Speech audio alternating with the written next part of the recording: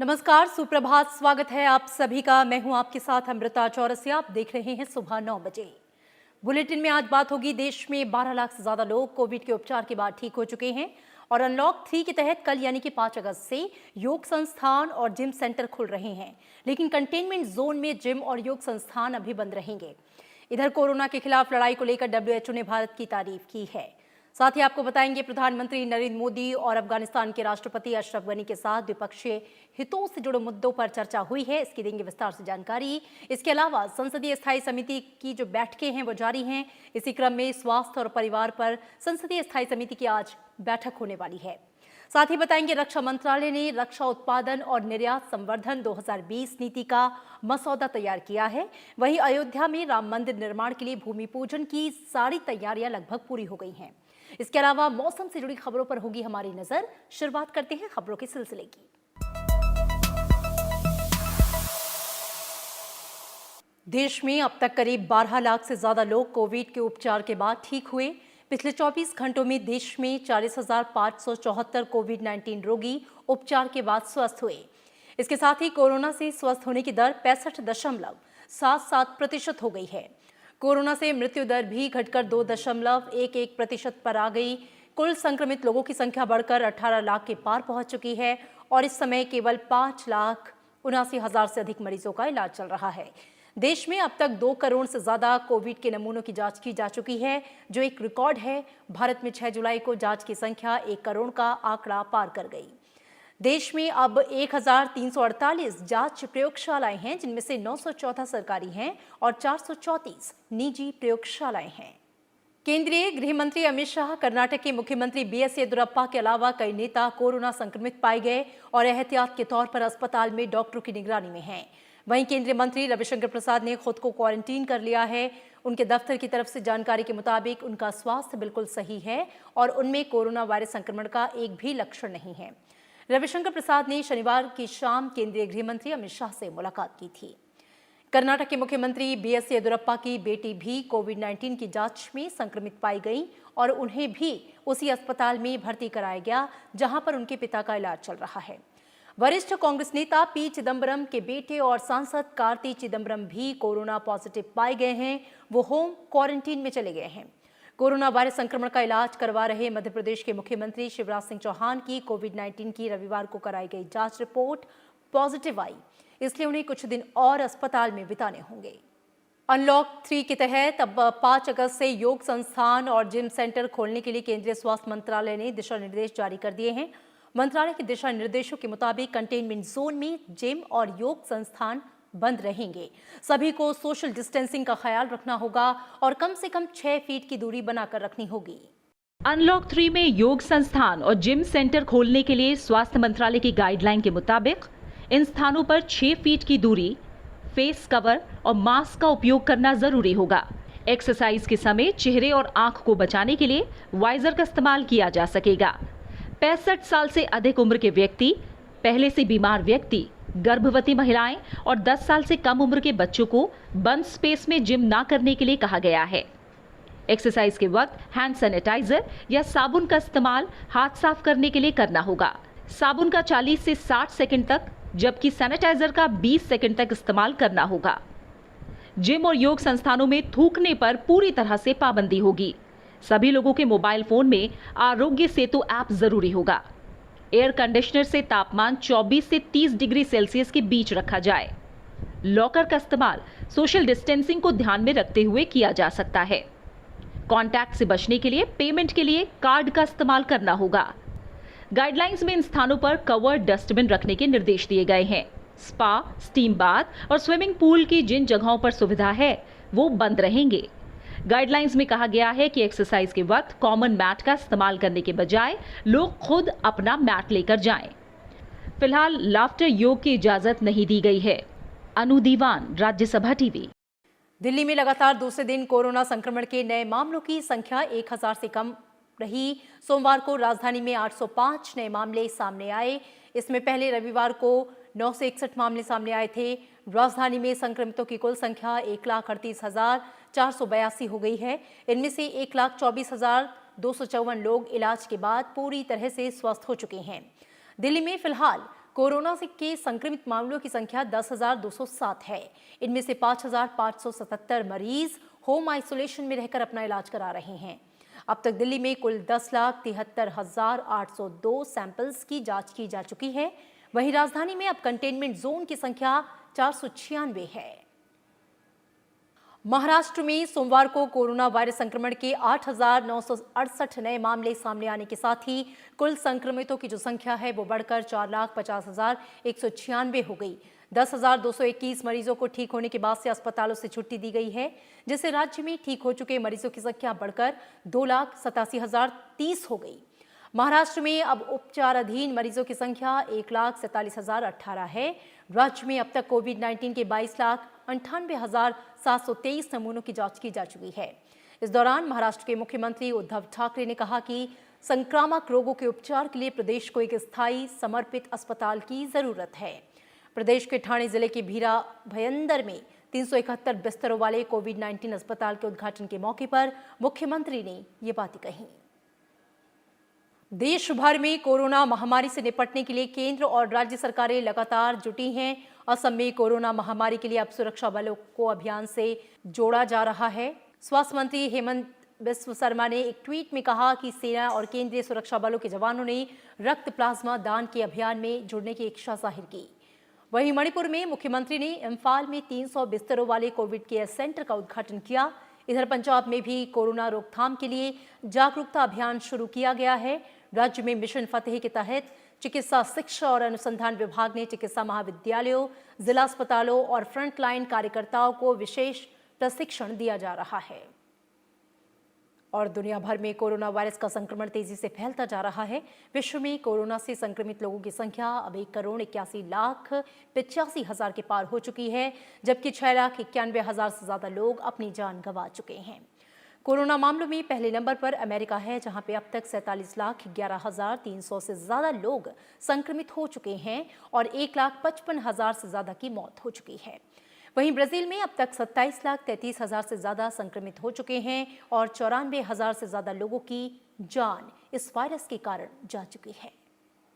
विश्व स्वास्थ्य संगठन ने कहा कि भारत कोविड-19 के टीके के विकास में अग्रणी भूमिका निभा रहा है और संभावित एंटी कोविड दवाओं का उत्पादन भी कर रहा है। भारत अंतर्राष्ट्रीय स्तर पर कोरोना वायरस से निपटने के लिए एक सशक्त योगदान दे रहा है।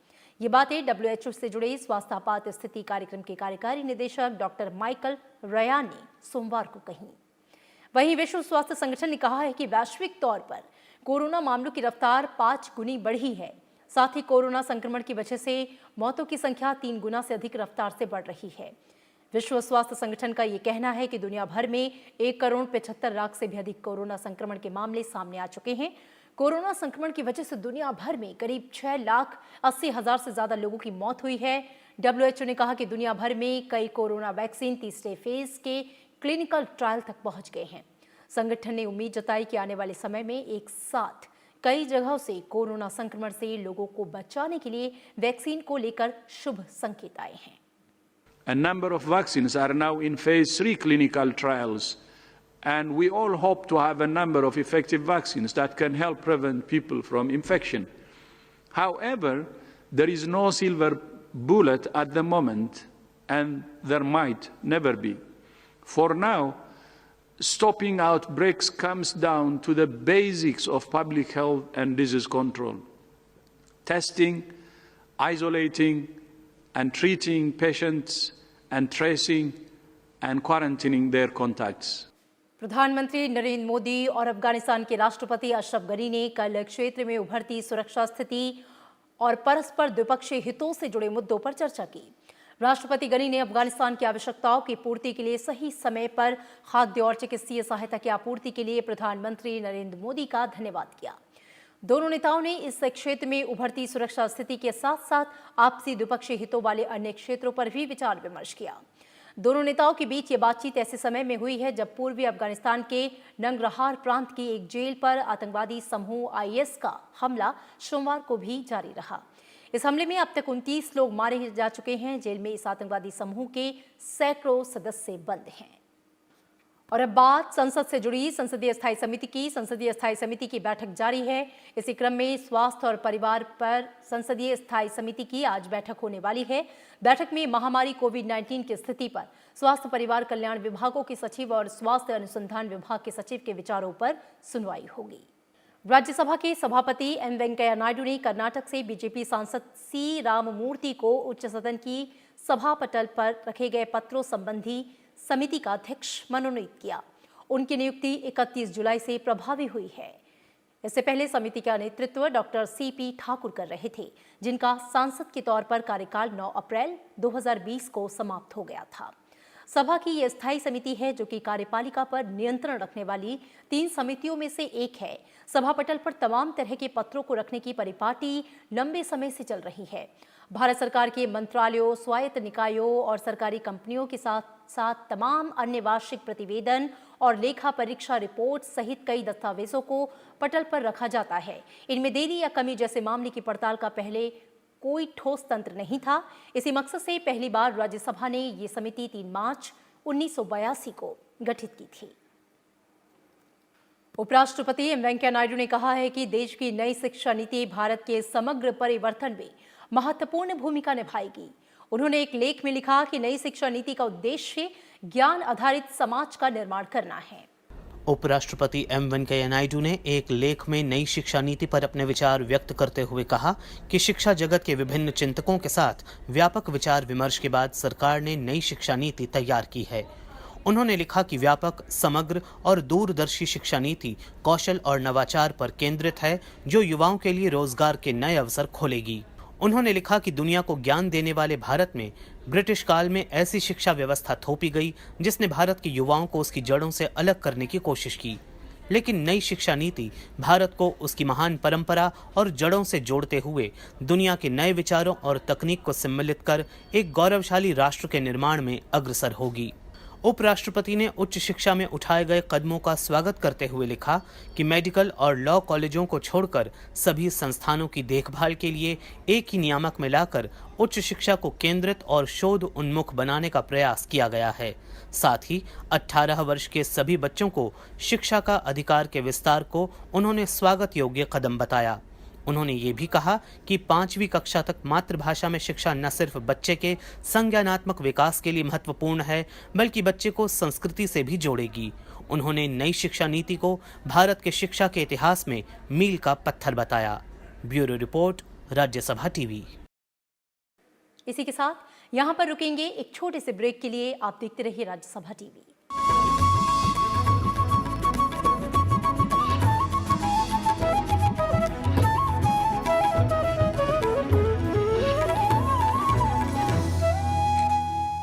हम सब कोरोना वायरस की वजह से चिंतित हैं।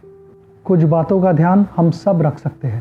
पहली बात, भीड़ की जगहों पर सोशल फंक्शंस में ना जाएं और अगले कुछ समय तक ज़रूरत ना हो तो लोगों से ना मिले, क्योंकि ये वायरस एक इंसान से दूसरे इंसान तक भी फैल सकता है। दूसरी बात, अगर आपको लगे कि कोई बीमार है, उसे बुखार है, कोई खांसी है, तो उससे दूरी बनाए रखें। अगर आपको खुद को बुखार और खांसी है और सांस लेने में तकलीफ हो रही है, तो अपने नज़दीकी डॉक्टर के पास जाए या हेल्पलाइन नंबर 1075 पर कॉल करें। तीसरी बात, अपने हाथ बहते पानी के नीचे साबुन से धोएं, कम से कम 20 सेकंड तक। जितनी बार हो सके उतनी बार धोएं। चौथी बात, घबराएं नहीं, अफवाहों पर बिल्कुल विश्वास ना कीजिए।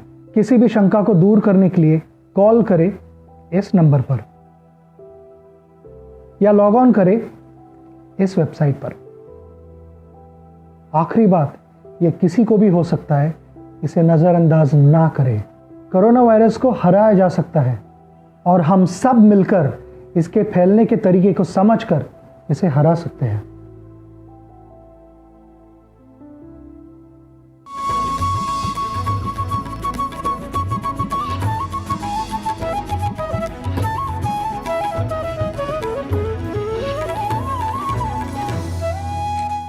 ब्रेक के बाद स्वागत है आप सभी का। आप देख रहे हैं राज्यसभा टीवी और अब खबर अयोध्या में बुधवार को होने वाले श्री राम जन्मभूमि मंदिर के भव्य शिलान्यास की।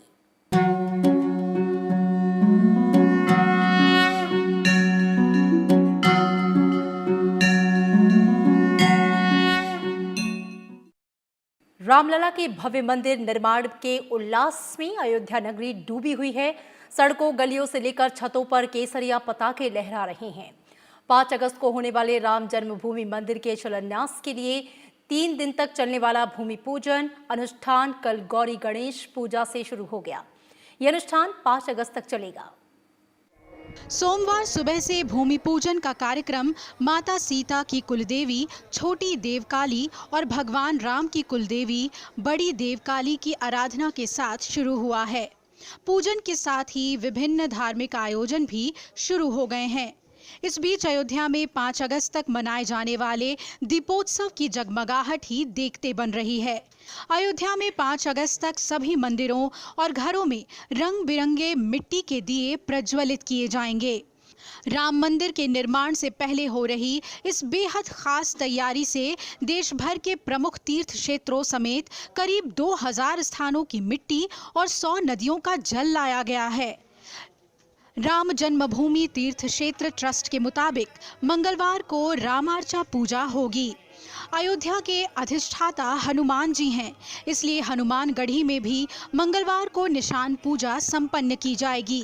इसके बाद 5 अगस्त को प्रधानमंत्री नरेंद्र मोदी के हाथों दोपहर में शुभ मुहूर्त में शिलान्यास के कार्यक्रम से पहले वेदी पूजन संपन्न करा ली जाएगी। Bureau report, Rajya Sabha TV. Ayodhya में राम मंदिर निर्माण के लिए भूमि पूजन की सारी तैयारियां लगभग पूरी हो गई हैं। 5 अगस्त को प्रधानमंत्री नरेंद्र मोदी सबसे पहले हनुमानगढ़ी से हनुमान जी का दर्शन पूजन करेंगे। उसके बाद से वे वर्तमान में जहां रामलला विराजमान है उस मंदिर में भगवान का पूजन करेंगे। उसके बाद प्रधानमंत्री भूमि पूजन में भाग लेंगे, जिसके बाद मंचीय कार्यक्रम होगा। भूमि पूजन में अशोक सिंघल के परिवार से महेश भागचंद्र और पवन सिंघल मुख्य यजमान होंगे। मंचीय कार्यक्रम में प्रधानमंत्री के अलावा आरएसएस के सरसंघ चालक मोहन भागवत, महंत नृत्य गोपाल दास, उत्तर प्रदेश की राज्यपाल आनंदीबेन पटेल और मुख्यमंत्री योगी आदित्यनाथ मौजूद रहेंगे। श्री राम जन्मभूमि मंदिर निर्माण शुभारंभ कार्यक्रम में कुल 175 अतिथियों को आमंत्रित किया गया है। इसमें से 36 आध्यात्मिक परंपराओं के 135 संत शामिल होंगे। इसके साथ साथ अयोध्या के कुछ गणमान्य नागरिकों को भी आमंत्रित किया गया है। अयोध्या में राम मंदिर निर्माण के लिए भूमि पूजन की सारी तैयारियां लगभग पूरी हो गई हैं। कार्यक्रम के लिए करीब 200 लोगों को आमंत्रित किया गया है। राम जन्मभूमि तीर्थ क्षेत्र ट्रस्ट की ओर से कल प्रेस कॉन्फ्रेंस में इस बारे में जानकारी दी गई। अयोध्या में राम मंदिर के लिए भूमि पूजन की घड़ी अब नजदीक आ गई है। बुधवार को प्रधानमंत्री नरेंद्र मोदी अयोध्या में राम मंदिर की नींव रखेंगे। इस मौके पर प्रधानमंत्री डाक टिकट जारी करेंगे और पारिजात वृक्ष का रोपण भी करेंगे। राम जन्मभूमि तीर्थ क्षेत्र ट्रस्ट के महासचिव चंपत राय ने प्रधानमंत्री के दौरे को लेकर सोमवार को जानकारी दी।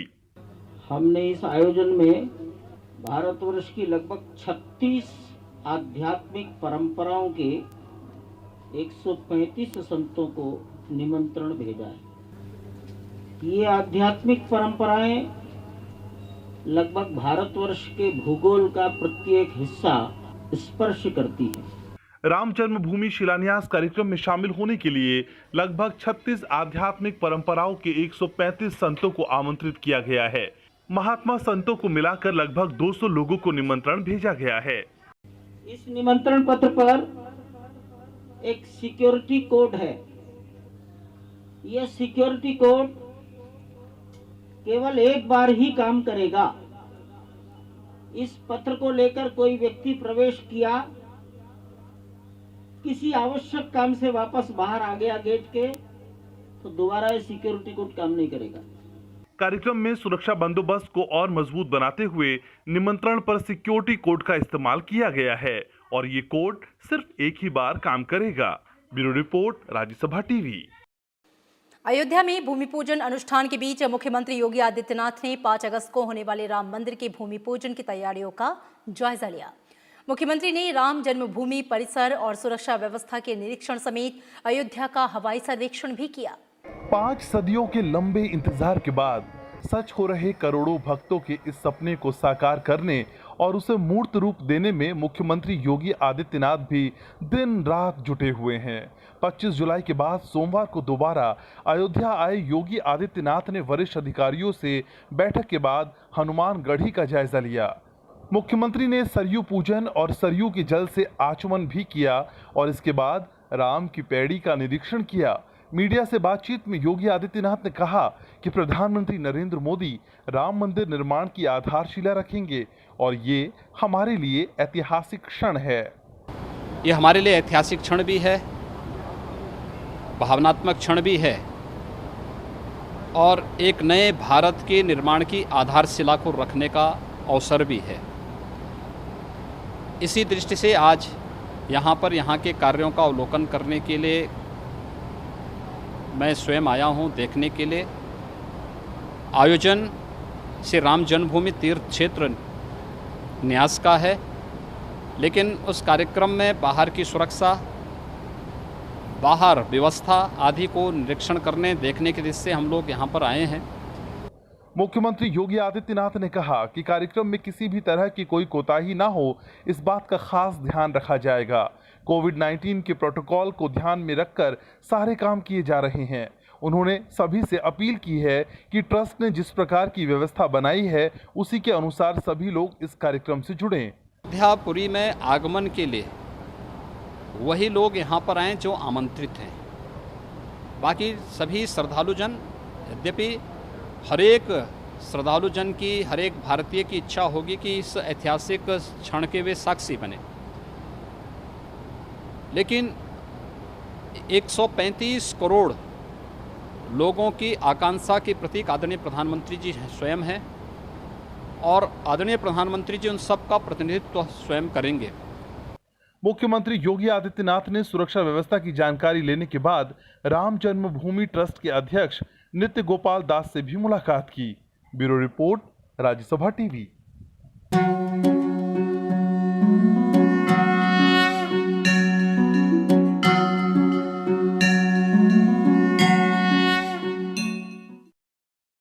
केंद्र सरकार ने रक्षा क्षेत्र को पहले से ज्यादा मजबूत बनाने के लिए तैयारियां कर ली हैं। रक्षा मंत्रालय ने रक्षा उत्पादन और निर्यात संवर्धन 2020 नीति का मसौदा तैयार किया है, जिसका आत्मनिर्भर भारत अभियान के तहत रक्षा विनिर्माण के क्षेत्र में देश को पूरी मजबूती के साथ खड़ा करना है। प्रस्तावित नीति के तहत रक्षा मंत्रालय के लिए एक ऐसे दिशा निर्देश दस्तावेज के रूप में दिए गए हैं जिसमें देश की रक्षा उत्पादन क्षमताओं को प्रोत्साहित कर उसे आत्मनिर्भर और निर्यात में सक्षम बनाने पर जोर दिया गया है। भारत को रक्षा क्षेत्र, एरोस्पेस और नेवल शिप बिल्डिंग सेक्टर में दुनिया के अग्रणी देशों में शामिल करने के लिए रक्षा मंत्रालय ने रक्षा उत्पादन और निर्यात संवर्धन नीति 2020 का मसौदा तैयार कर लिया है। रक्षा निर्माण में आत्मनिर्भरता प्रदान करने के उद्देश्य से इस आत्मनिर्भर भारत पैकेज के तहत कई घोषणाएं की गई।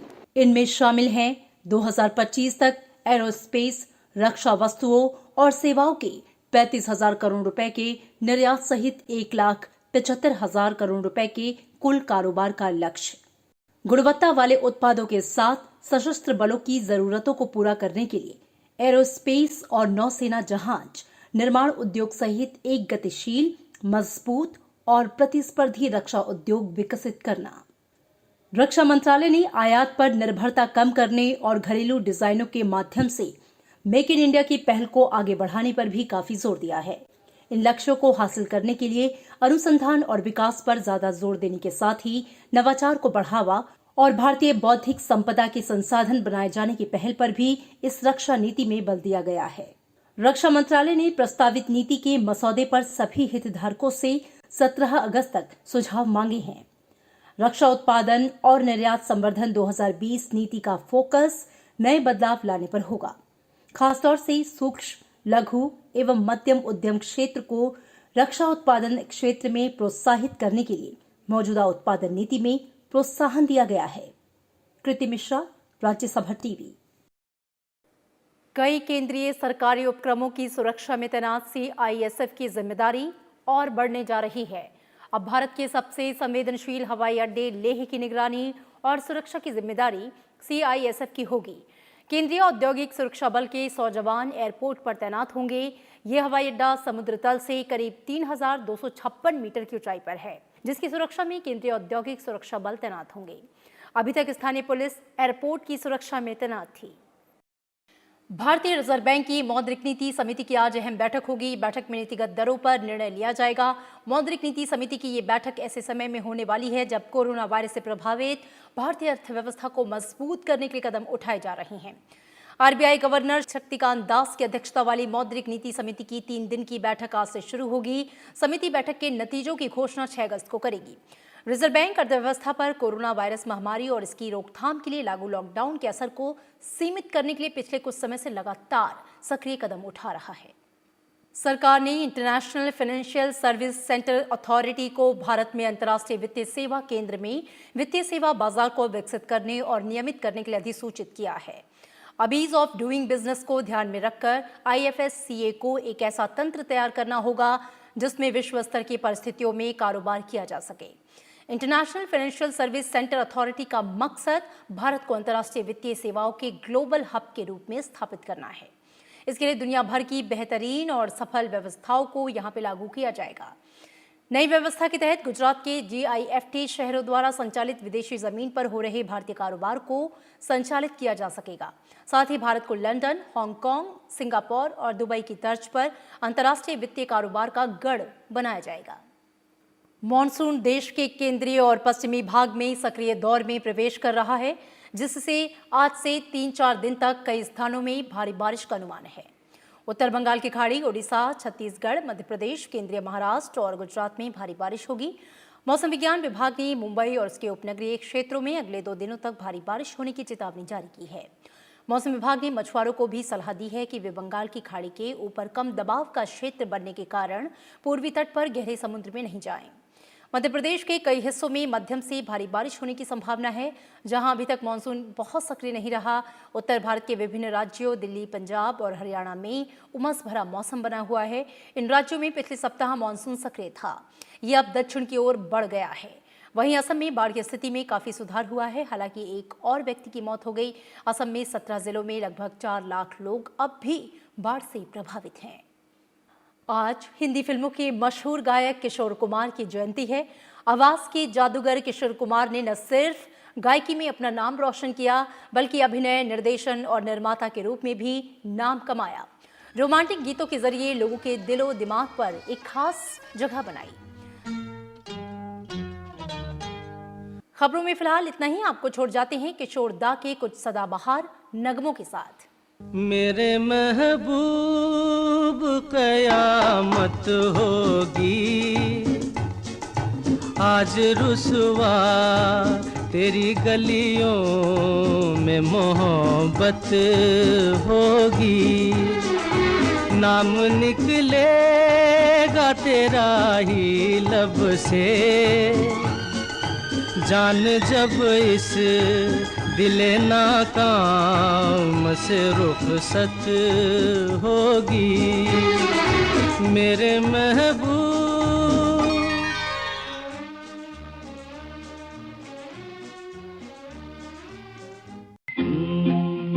एक लड़की भीगी भागी सी, सोती रातों में जागी सी, मिली एक अजनबी से, कोई आगे न पीछे, तुम ही कहो ये कोई बात है।